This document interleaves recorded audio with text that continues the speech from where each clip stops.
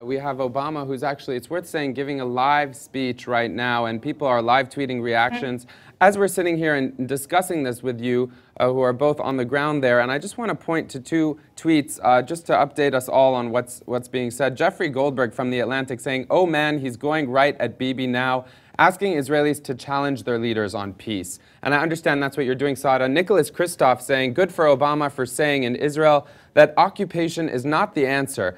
Says Israel has a partner for peace in Abbas. Mohammed, Obama is speaking now. And among the many things he's saying, he said this just moments ago. "Put yourself in their shoes. Look at the world through Palestinian eyes. It is not fair that a Palestinian child cannot grow up in a state of her own and lives with the presence of a foreign army that controls the movements of her parents every single day."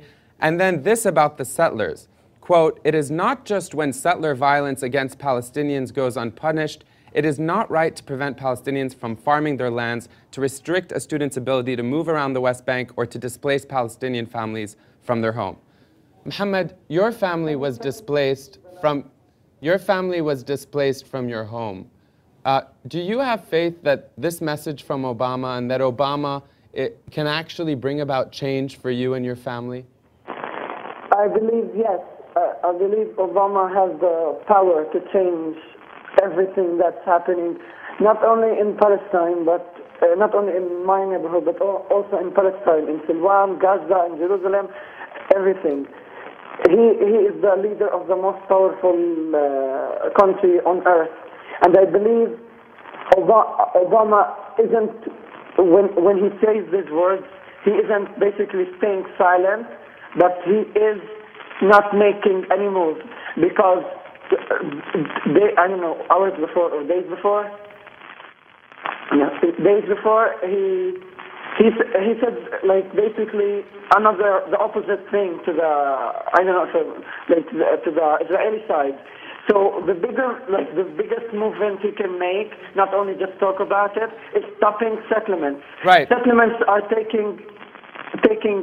eating Palestine. Settlements are destroying the image that we want. Settlements are turning Jerusalem from a Palestine capital to an Israel capital.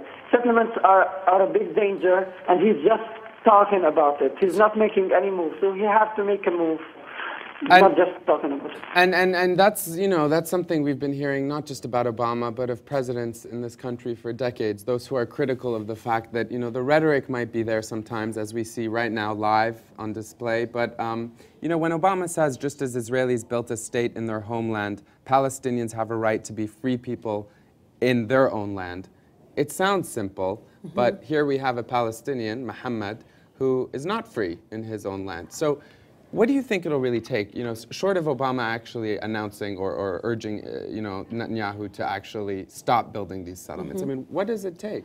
Nonviolent protest? I think the challenge is that Obama or any other prior president has never had the political space to really make the very difficult and challenging political points and moves that presidents would have to do. Of course, the American Congress plays a huge role in whether money to Israel is cut off, which is something that the first President Bush tried to do and failed because of Congress.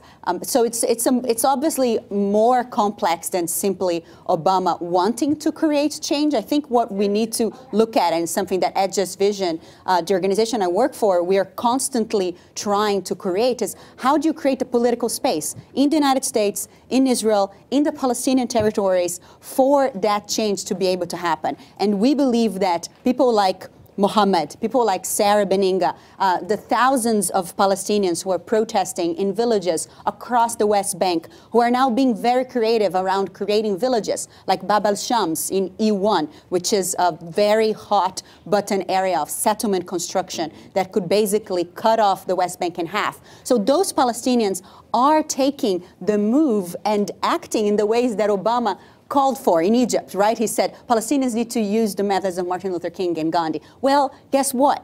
Palestinians are using the methods of nonviolent resistance, but nobody's paying attention to them.